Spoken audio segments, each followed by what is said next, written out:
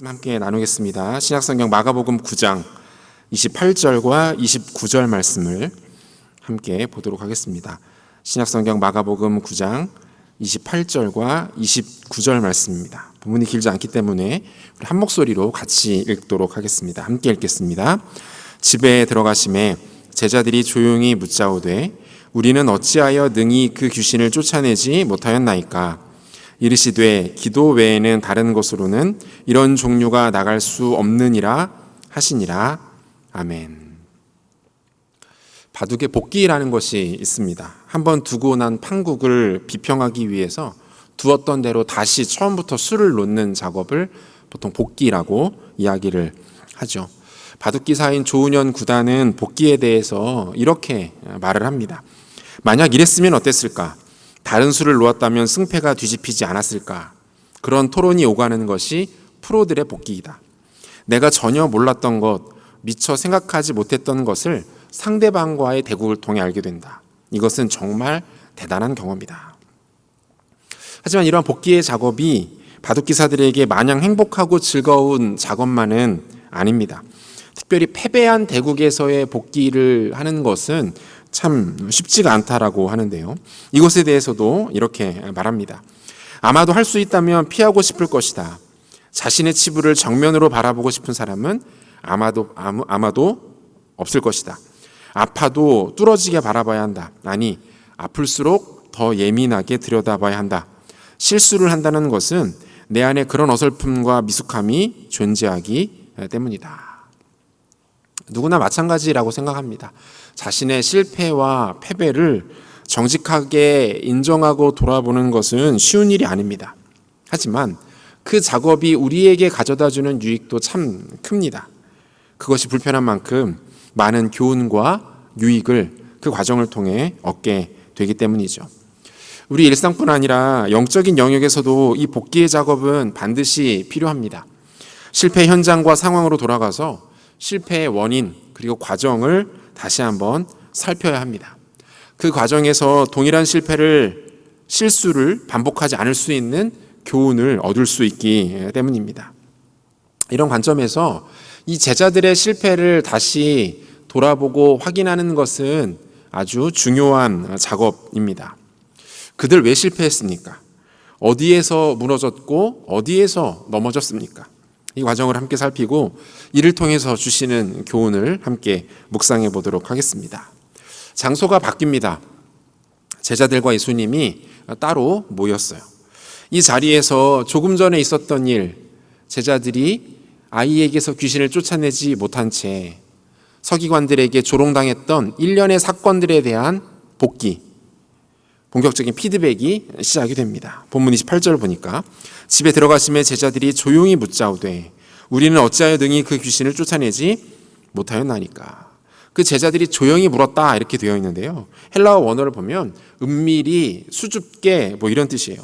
이게 뭡니까? 제자들이 지금 잔뜩 움츠려 있다라는 거죠. 의기소침해져 있어요.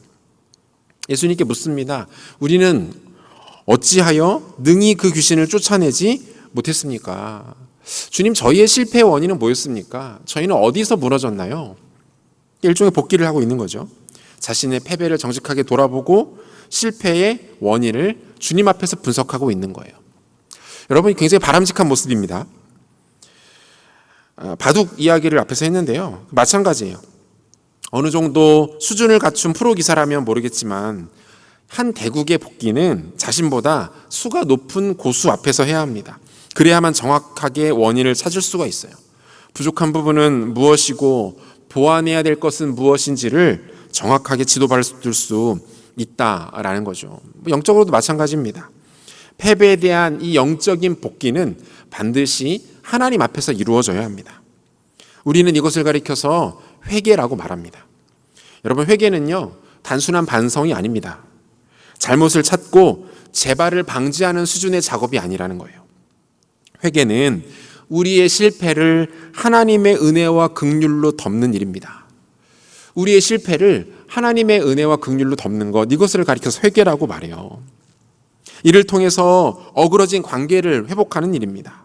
그래서 하나님 앞에 이전보다 더 깊고 견고한 관계로 나아가는 것, 여러분, 그게 바로 회개라는 거예요.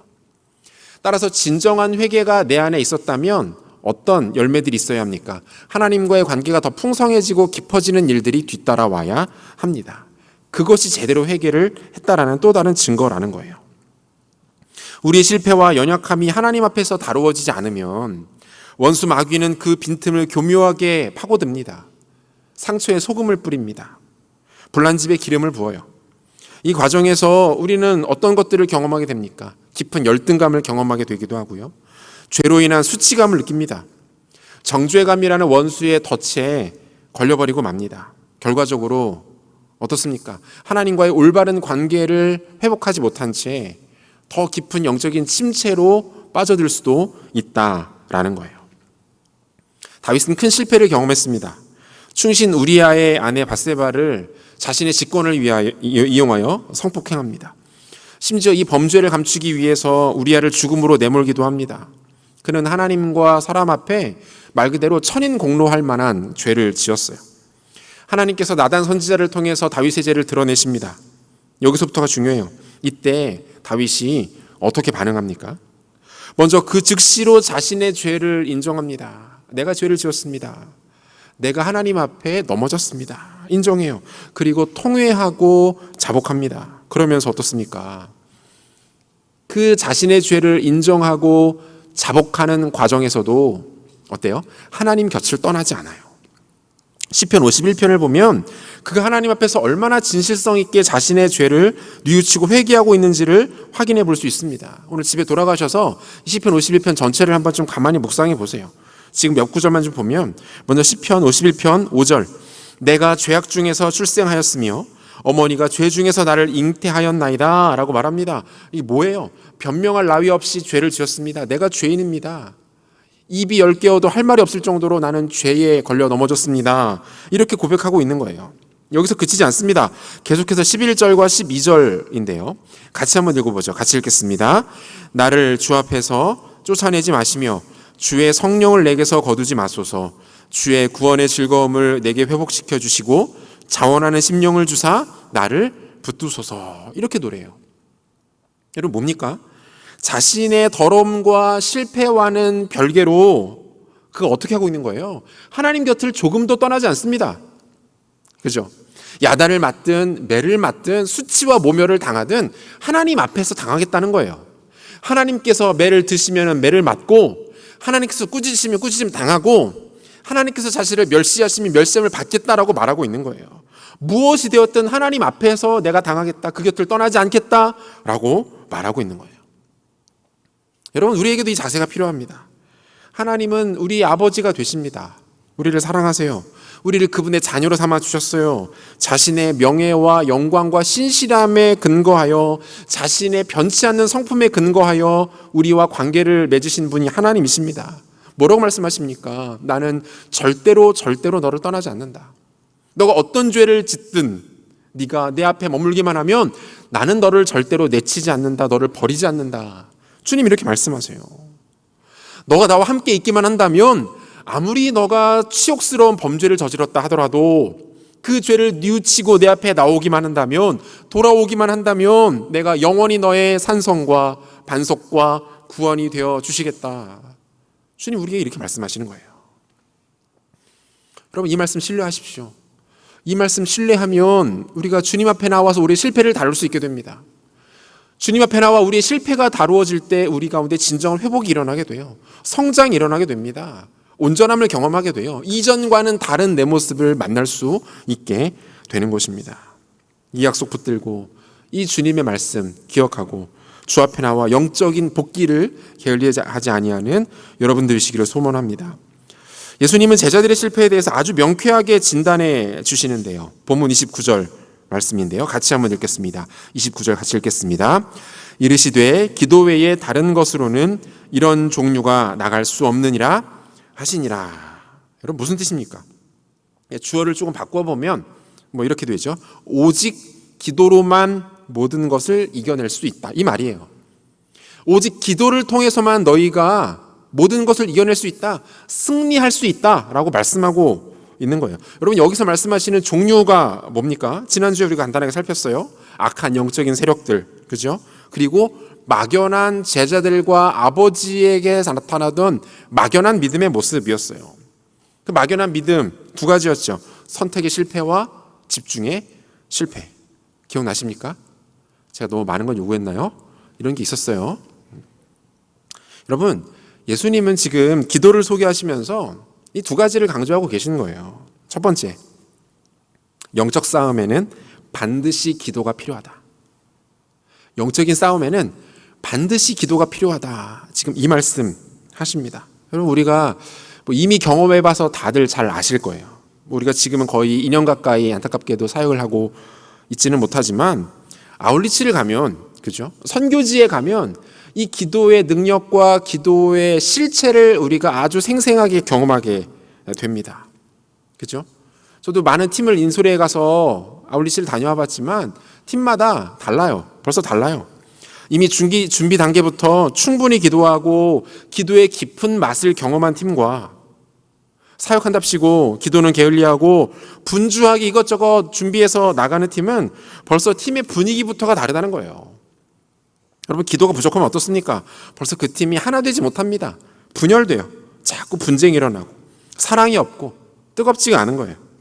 선교지 가면 또 어떻습니까? 별것 아닌 일에도 관계가 깨어지고 공동체가 무너져 내립니다. 아무것도 아닌 것 같은 마귀의 공격 앞에서 팀이 박살나는 것들을 보게 돼요.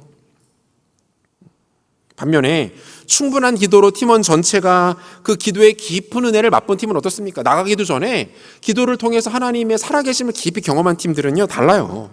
일단 팀의 분위기가 굉장히 좋습니다.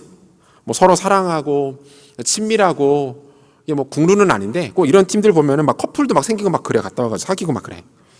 사역도 잘합니다. 가기 전에는 사역 준비는 별로 안 하고 맨날 기도하고 농구밖에 없는 것 같은데 막상 선교지 떨어뜨려 놓으면은 사역 기가 막히게 잘합니다. 사역 중에 돌방 상황이 막 생기는데 별로 당황하지 않아요. 뭐 합니까? 모여서 기도해요. 기도. 회의하고 대책 찾고 그거 안 한다고. 모여서 기도하면서 하나님 음성 듣고 하나님의 뜻을 구하고 하나님 기대하고 기도로 이겨내고 돌파하는 모습들이 보인다는 거예요. 여러분, 개인도 마찬가지입니다. 기도가 어느 정도 습관이 되고 자신의 삶에 체득된 사람들은요, 보면 일희일비하지 않아요. 쉽게 말하면 호들갑 떨지 않는다는 거예요. 함부로 사람 찾아가서 사람에게 의지하면서 매달리지 않습니다.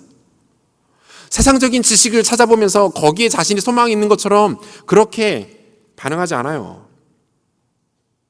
원수마귀가 공격해오고 자신을 좀 뒤흐는 것 같은 때에도 하나님 앞에 나아가서 우직하게 기도하면서 하나님 앞에서 정답을 찾아내기 위해서 엎드립니다. 기도하는 사람들은 그래요. 사무엘상 7장 보면 온 이스라엘 백성들을 미스바라는 곳으로 사무엘이 불러 모읍니다.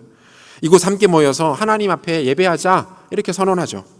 이 모습을 블레셋 사람들이 이스라엘의 군사 행동으로 오해합니다.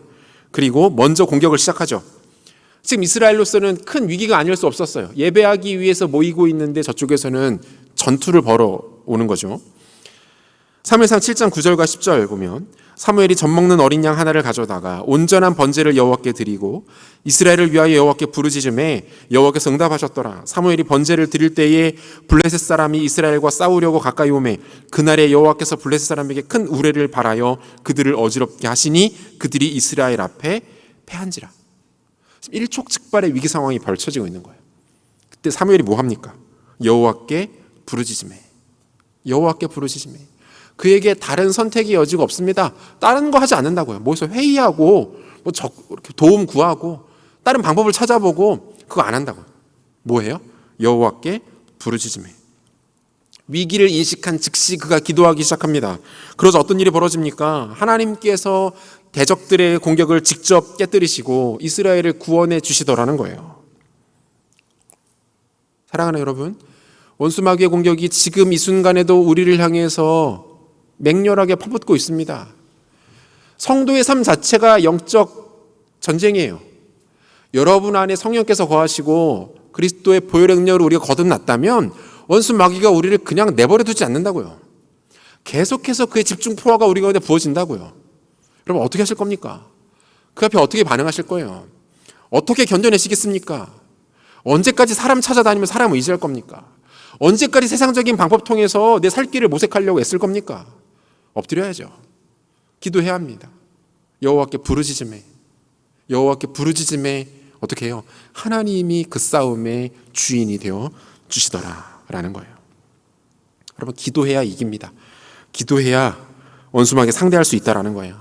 여러분, 이 사실 기억하시고 기도의 더 깊은 자리로 나아가기를 애쓰시기를 바랍니다. 예수님 강조하시는 두 번째 뭐예요? 영적인 나약함을 깨뜨리기 위해서는 기도가 필요하다라는 거예요. 기도가 필요하다. 여러분, 약한 것은 죄입니까? 죄가 아닙니까?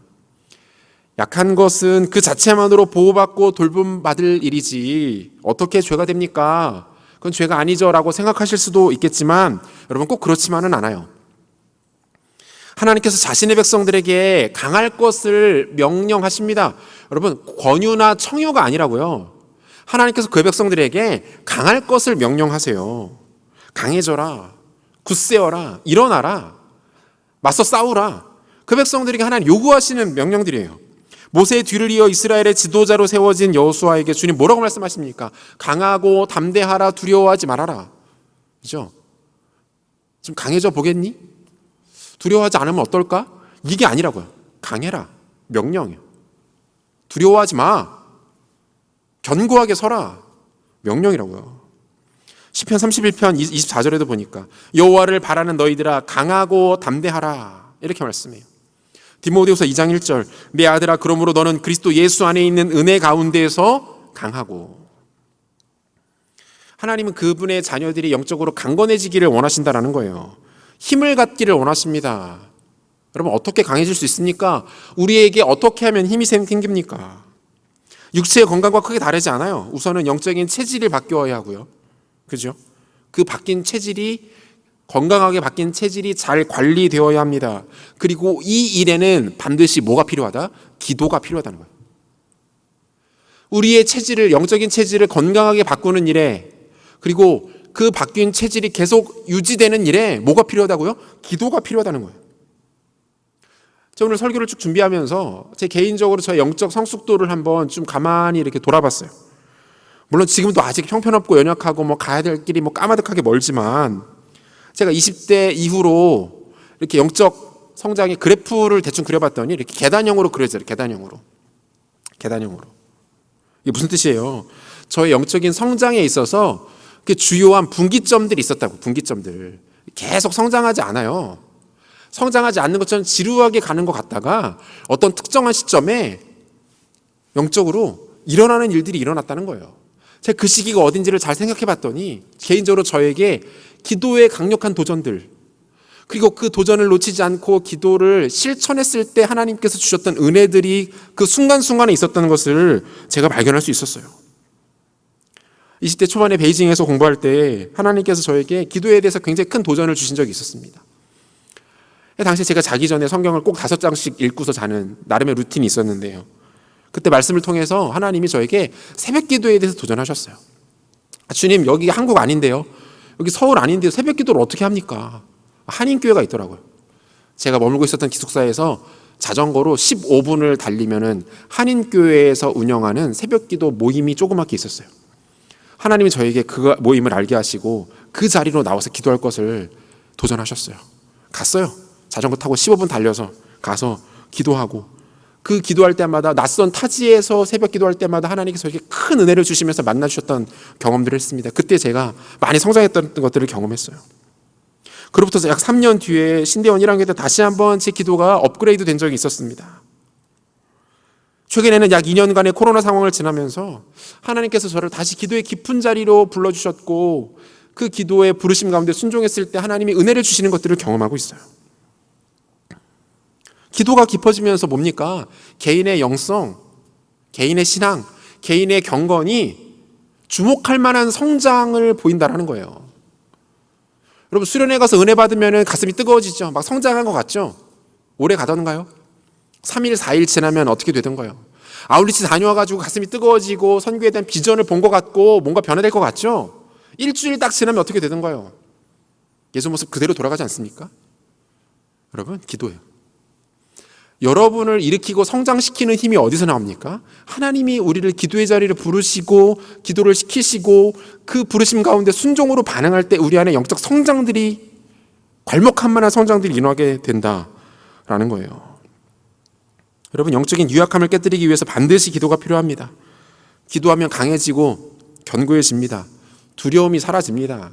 염려가 떠나가고 주님께 인생 자체를 내어 맡길 수 있게 됩니다. 기도하면 할수록 하나님이 나의 주인 되신 것들을 발견하게 됩니다. 확인하게 됩니다. 내가 내 삶에 대해서 이토록 걱정할 필요가 없다라는 것들을 기도의 자리를 통해서 알게 됩니다. 이 사실 반드시 기억하시고 기도의 자리로 더 자주 그리고 깊숙이 나아가는 여러분들 되시기를 소원합니다. 예수님 제자들에게 지금 기도의 부재에 대해서 지적하고 계세요. 쉽게 말하면 뭐예요? 기도하지 않는다는 거예요. 야, 너희들 기도하지 않잖아. 니네 기도 안 하잖아. 뭘 그런데 기대하니? 그렇게 기도 안 하는데 뭐 대단한 일들이 있을 거라고 생각하니? 지혜를 구하고 있니? 기도하지 않으면서 어떻게 지혜가 생기니? 여러분, 주님께서 지금 제자들에게 굉장히 사실 원색적으로 책망하고 계신 거예요. No prayer, no victory. 기도가 없으면 승리도 없다라고 말씀하고 계시는 거예요. 그런데 여러분, 잘 한번 생각해 보세요.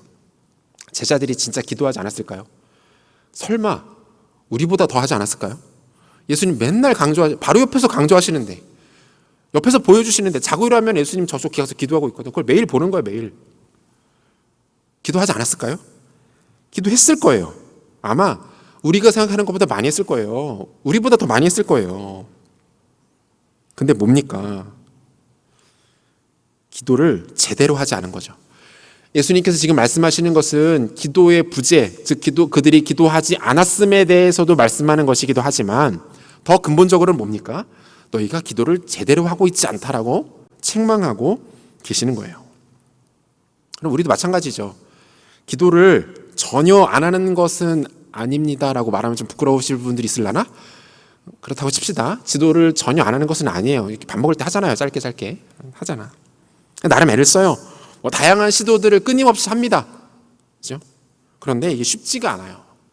쉽지가 않습니다. 도대체 뭐가 문제입니까? 왜 제자들은 예수님께서 기도하시는 모습을 매일같이 직관했던 제자들은 왜 제대로 기도하지 못했습니까?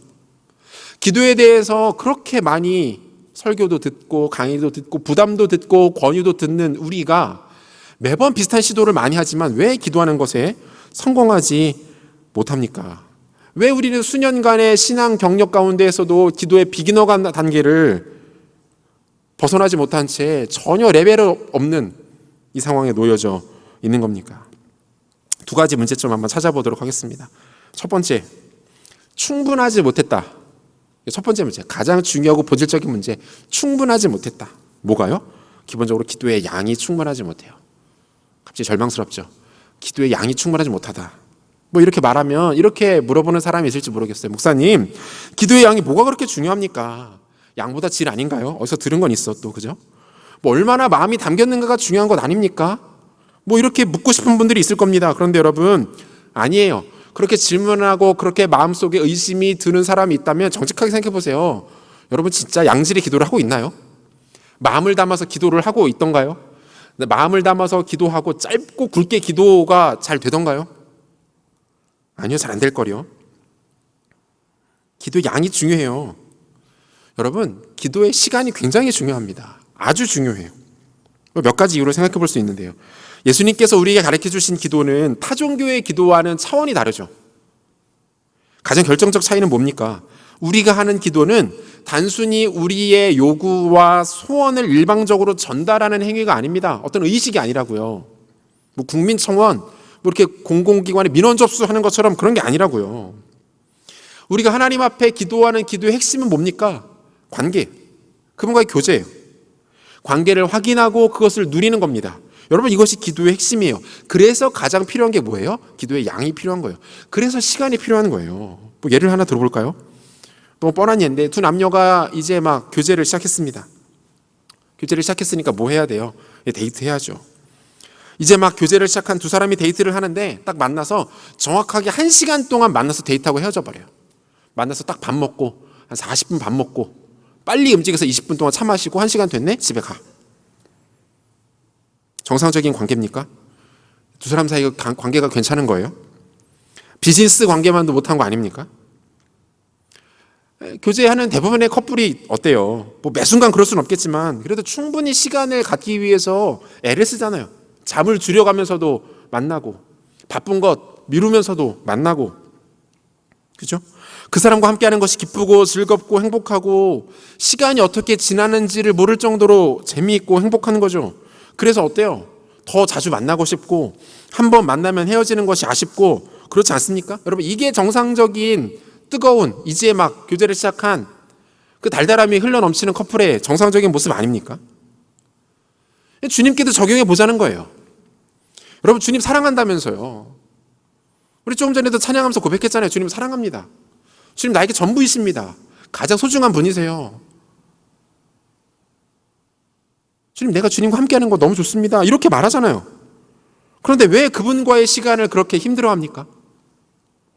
왜 그토록 그분과의 시간을 아까워하죠? 사랑과 시간이 비례할 수밖에 없다는 거 기억해야 됩니다. 사랑하면 시간으로 반응하게 돼 있어요. 그 사람을 소중하게 여기면 가장 먼저 나를 드립니다. 나를 드린다는 건 뭐예요? 나의 시간을 드린다는 거예요.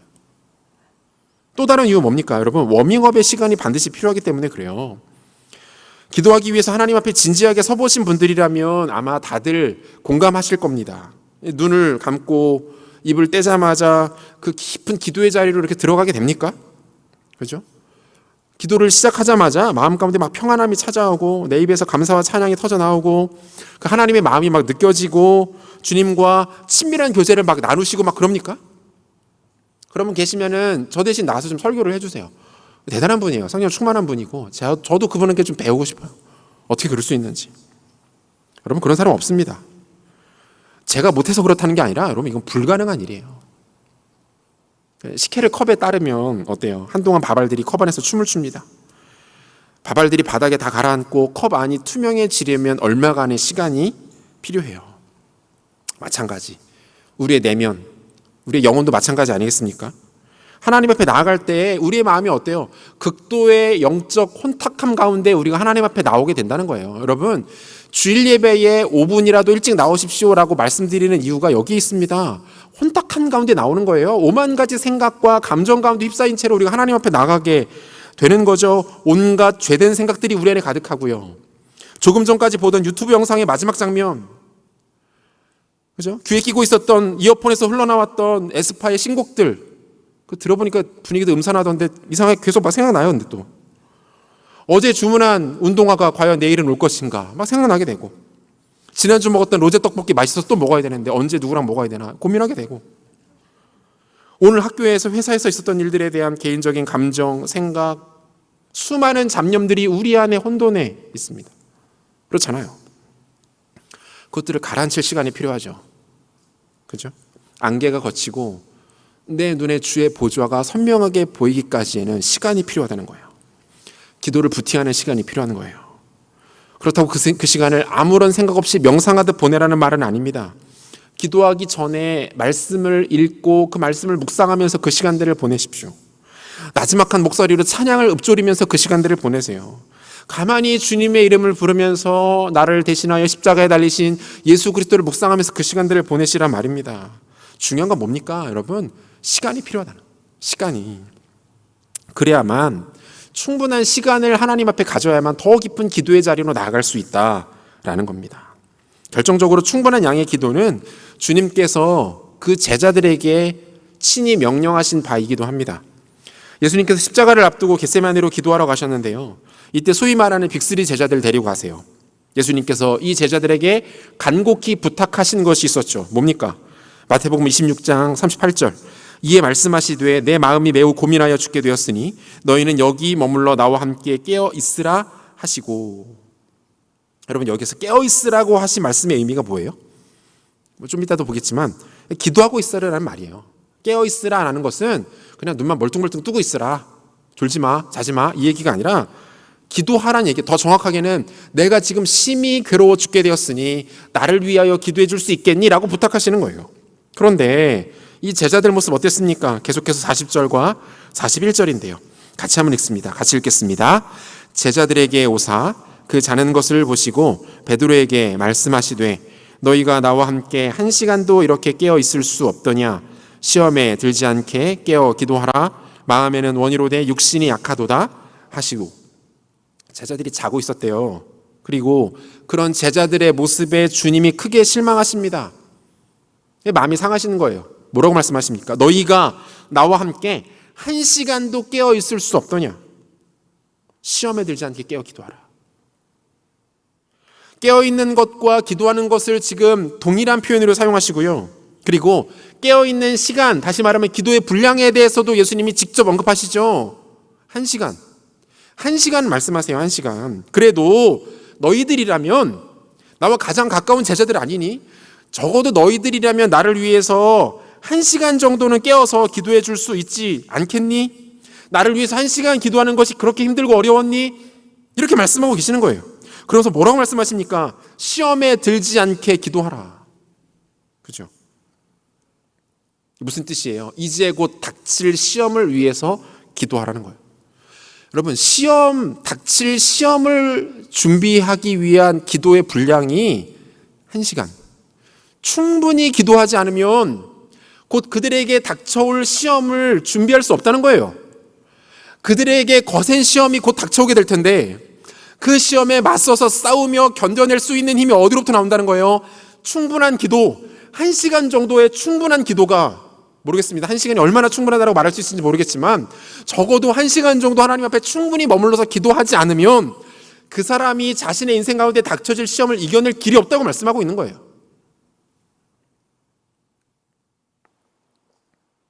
여러분, 틀림없습니다. 우리의 영적인 얄팍함은 기도의 양에서 나타나요. 기도를 무조건 많이 한다고 하나님이 그 사람을 반드시 쓰시는 것은 아닙니다. 하지만 저는 기도를 적게 하는 사람들 중에 하나님 손에 들려 쓰임받는 사람 본 적이 없어요. 여러분, 우리는 다급하지 않으면 전처럼 기도하지 않습니다. 무슨 일이 있어야 간절하게 기도하고 고난이 찾아와야 기도해야 되나 보다 라고 생각합니다. 그런데 주님 그렇게 말씀하지 않으세요. 닥칠 시험을 위해서 기도하라. 지금 평안하니? 아무 일 없니? 졸릴 정도로 너가 노곤노곤하며 너의 삶에 아무런 변화도 없이 평안함을 누리고 있니? 지금이 기도할 때다. 1시간 기도하라. 충분히 기도하라. 그래야 언젠가 너에게 닥쳐올지 모르는 시험에 대하여 준비할 수 있다. 이렇게 말씀하고 있는 거예요. 고난의 바이러스 앞에 기도의 백신 맞으라는 거예요. 이 개념을 유기성 목사님은 선제적 기도라고 표현하는데요. 1시간 기도라는 책에서 이렇게 말씀하십니다. 평안하고 별다를 일이 없을 때, 졸음이 올 때 정신 차려 기도해야 합니다. 기도가 아니면 이겨낼 수 없는 시험이 우리 눈앞에 있습니다. 기도가 없으니까 넘어지지 않아도 될 시험에 맥없이 넘어지게 됩니다. 우리가 꼭 어려운 문제 때문에 넘어지는 것이 아닙니다. 아무것도 아닌 것 같은 문제에 넘어지고 늘 시험에 들어 사는 이들이 많습니다. 반면에 대체 이런 시험을 어떻게 이겨낼 수 있을까 싶은 어려움 가운데서 담대히 믿음을 지키는 분들도 있습니다. 이 차이가 어디서 나옵니까? 평소 기도의 차이입니다. 사랑하는 여러분, 여러분께 도전합니다. 그리고 제안 드립니다. 하나님 앞에 충분히 기도하기 위해서 애쓰십시오. 하나님 앞에 더 머물러 기도할 것들을 사모하시면서 그분의 보좌 앞으로 나가 보십시오. 기도의 양과 시간이 결국 기도의 질을 좌우하게 되는 것들을 경험하게 될 거예요. 하나님 앞에 더 오래도록 머물고 애쓸수록 우리는 주님의 그 풍성함과 광대함을 온전히 누릴 수 있게 된다라는 겁니다. 제자들이 기도에 실패한 두 번째 이유, 그들의 기도가 적절하지 못했다는 거예요. 여러분, 그들의 기도가 적절하지 못했다는 것은 내용이 잘못됐다, 틀렸다 이 말이 아닙니다. 여기서 적절하지 못했다는 것은요, 기도의 제목, 기도의 밸런스 조절에 있어서 실패했다라는 것을 말씀하고 있는 거예요. 기도의 최고 모델, 가장 좋은 기도 샘플 뭡니까? 주기도문이죠. 예수님이 우리에게 가장 최고의 기도 모델을 주셨어요. 그게 주기도문이라고요. 이것은 하나의 완성된 형태의 기도문입니다. 그래서 이 기도에서 가장 첫 번째 간구의 내용이 어떻게 시작돼요? 하늘에 계신 우리 아버지여, 이름이 거룩히 여김을 받으시오며 나라가 임하시오며. 가장 처음에 나온다는 건 무슨 뜻이에요? 가장 중요하다는 거죠. 이 기도를 무조건 해야 된다, 그거죠. 기도하기 위해서 눈 감고 그 앞에 앉았으면은 무조건 이 기도만은 해야 된다. 기도의 국룰이다. 주기도문의 첫 부분. 주기도문의 가장 첫 번째 간구는 뭐예요? 하나님의 이름이 거룩히 여김을 받는 것, 그리고 그분의 나라가 이 땅에 임하는 것입니다. 쉽게 말하면 하나님을 찬양하는 것과 하나님 나라의 도래를 구하는 거예요. 우리는 이것을 가리켜서 중보기도라고 말해요. 주님의 제자들에게 기도를 가르치실 때 가장 중요한 것이 뭐라고 말씀하세요? 하나님을 높이는 경배. 뭐예요? 기도가 너의 탐욕을 위한 것이 아님을 고백하고 선포하고 나가라는 거예요. 하나님이 너의 주인이신 것과 너가 하나님과 교제하고 소통하기 위해 지금 주 앞에 나와 있다는 것을 선언하고 나가라는 거예요. 그리고 그분의 나라, 그분의 영광을 구하라. 너의 욕심, 너의 필요, 너의 탐욕이 아니라 하나님 나라를 위하여 중보하는 것을 너의 기도의 우선순위에 놓으라. 여러분, 이 말씀이에요. 사랑하는 여러분, 왜 우리의 기도가 힘이 없습니까? 왜 우리가 기도하려고 마음먹고 하나님 앞에 앉아도 그렇게 할 말이 없는 겁니까? 나름 한참을 기도했다고 생각했는데 눈 떠보면 10분, 15분 막 뻘쭘해지고, 하나님 제가 와서 앉았는데요, 할 말은 없고요, 안 되겠습니다, 못하겠네요, 예수님 이름으로 기도합니다, 아멘. 일어나 버리고. 소재의 빈약함, 대화거리가 없는 거예요. 그분 앞에 앉았는데 할 말이 없는 거예요. 할 말이 기껏해야 맨날 구하는 것들, 내 필요들, 죽겠습니다, 하나님 힘듭니다, 도와주세요, 이것 좀 해주세요, 해결해 주세요. 그럼 몇 번이나 하죠. 자주 하다 보면 그것도 민망해서 못해요. 소재의 빈약함. 여러분, 대화거리가 떨어지면요, 그때부터 그 관계는 별로 매력이 없습니다. 가끔 자매들이 저한테 와서 물어봐요. 목사님, 어떤 형제를 만나면 됩니까? 제가 몇 가지 이야기해 주는데 그 중에 꼭 들어가 있는 게 책을 가까이 하는 형제를 만나면 좋다. 뭐 많이 읽는 것까지는 모르겠지만 책을 사모하고 책을 가까이 하는 형제를 꼭 만나라. 왜요? 여러분, 책을 가까이 한다라는 건 뭡니까? 그 사람한테 대화거리가 많다는 거거든요. 대화거리가 풍성한 거예요. 뭔가를 많이 알고 뭐 박학다식하다기보다는 이것저것에 관심이 많기 때문에, 다양한 분야에 그래도 다른 사람들보다 조금 깊이 알기 때문에 그 사람과 만나서 대화를 하면은 대화거리가 많은 거죠. 재미가 있는 거예요. 새로운 것들을 알게 되고, 쓸데없는 거라도 관심이 생기게 되고, 재미가 있고, 그 가운데에서 가끔 놀라운 영적인 중요한 통찰들이 솟기도 하고. 여러분, 주님과의 관계에서의 풍성한 대화거리가 이겁니다. 중보기도. 그렇죠? 기도를 훈련하고 기도를 적용하기에 가장 좋은 방법은 중보기도입니다. 어떤 사람들은 이렇게 생각할 수도 있어요. 중보기도를 많이 하면 도대체 내 기도는 언제 하란 말인가? 가뜩이나 오래 못해가지고 죽겠는데 내 기도가 뒤로 밀리게 되면 어떡하지? 기도하다가 내 기도 빼먹으면 어떡하지? 내 기도가 구체적이지 않아서 추상적으로 기도하게 되면 어떡하지? 세계 선교와 한국교회 위해서 기도하는 거 중요하고, 공동체와 다른 이웃들을 위해서 기도하는 것도 중요한데, 당장 이번 주에 있는 내 취업 면접, 우리 부모님의 건강, 도무지 어디에 있는지 이제는 그 유무도 확인되지 않는 내 배우자, 이 기도해야 되는데 난 도대체 내 기도는 언제 하란 말인가? 충분히 제기할 수 있는 의문이에요. 그렇게 생각할 수 있습니다.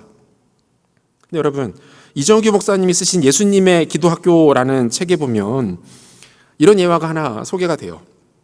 16세기 영국의 여왕 엘리자베스 1세는 신세계를 정복해서 영국을 더 강대하고 부강한 국가로 만들기를 원했습니다. 이 위대한 국가적 프로젝트를 위해서 당시 해양과 선박 기술에 아주 유능한 사람을 수소문 끝에 찾았고 그를 궁궐로 불릅니다. 그에게 자신의 모든 계획을 다 설명해요. 소개하고 자신의 비전과 철학을 나눕니다. 그리고 명령합니다. 신세계로 가라, 떠나라.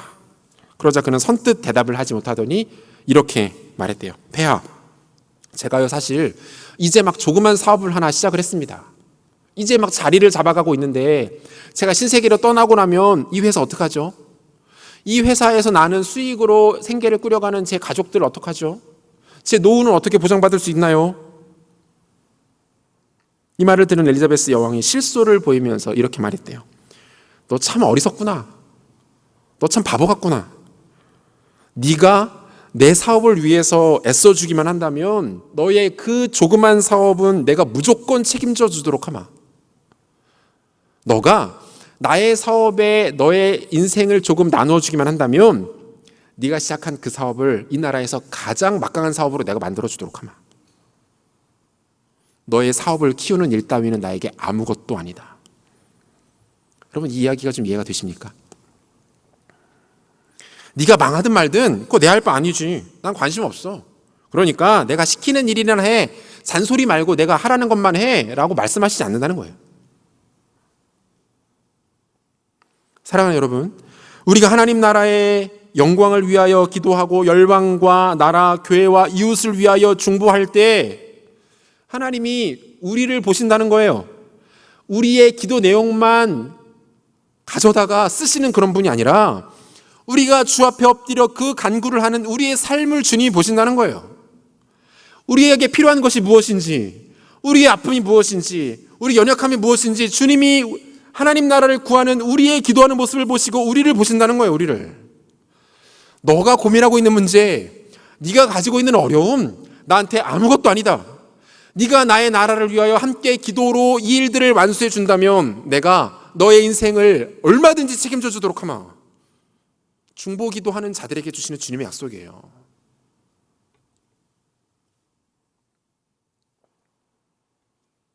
우리가 선교지를 위해서 25분 기도하고 나를 위해서는 5분밖에 기도하지 못했다고 해서 하나님이 우리의 인생에 5분 정도의 분량만 관심을 가지시는 일 따위는 일어나지 않는다는 거예요. 여러분, 이 말씀이 주님의 이 요구를 정확하게 반영합니다. 마태복음 6장 33절 말씀 같이 한번 읽어볼까요? 같이 읽죠. 그런즉 너희는 먼저 그의 나라와 그의 의를 구하라. 그리하면 이 모든 것을 너희에게 더하시리라. 여러분, 이 말씀이 우리의 중보 기도의 가장 강력한 동력이 됩니다. 하나님 나라를 구하십시오. 공동체를 위해서 기도하세요. 형제 자매들의 아픔과 어려움을 붙잡고 기도하십시오. 그렇게 기도하는 여러분들을 하나님이 보십니다. 우리의 인생을 그분이 얼마든지 책임져 주신다라고 약속하십니다. 중보기도 하십시오. 그게 여러분들의 기도를 풍요롭게 합니다. 중보기도를 훈련하세요. 감정의 기복에 따라서 우리의 기도가 됐다 안 됐다 반복되지 않습니다. 먼저 주 앞에 앉아서 주의 영광을 구하시고 하나님 나라를 위하여 충분히 기도하십시오. 지치지 않습니다. 내 기도에 대해서 더 뜨겁게 하나님 앞에 구할 수 있는 영적인 은혜를 우리 가운데 부어주시는 것들을 경험하게 됩니다. 이것이 바로 그리스도를 따르는 제자가 감당해야 될 적절한 기도의 모습이라는 것입니다. 말씀 맺겠습니다. 기도에 대해서 여러분, 제가 이 자리에서 백날 천날 떠들어 봐야 여러분들이 기도하지 않으면 오늘 저는 헛소리 하다가 끝나고 밖에 되지 않습니다. 여러분, 기도라는 단어는요, 동사예요. 그것도 아주 액티브하고 역동적인 동사입니다.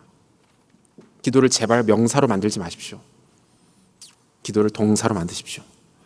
가장 액티브하고 능력 있으며 생기 넘치는 동사로 만드십시오. 기도가 여러분들의 머리와 마음에만 머물게 하지 마시고 여러분의 입술과 무릎과 여러분의 양손으로 뻗어나가게 하십시오. 살아계신 하나님 믿으십니까? 그러면 기도할 수 있습니다. 살아계신 하나님 믿는 사람은 기도합니다. 하나님 사랑합니까? 그럼 그 사람 반드시 기도해야 됩니다. 기도를 통해서 하나님을 향한 여러분들의 사랑을 증명해 내야 합니다. 여러분, 기도하면 강해집니다. 기도하면 풍성해집니다.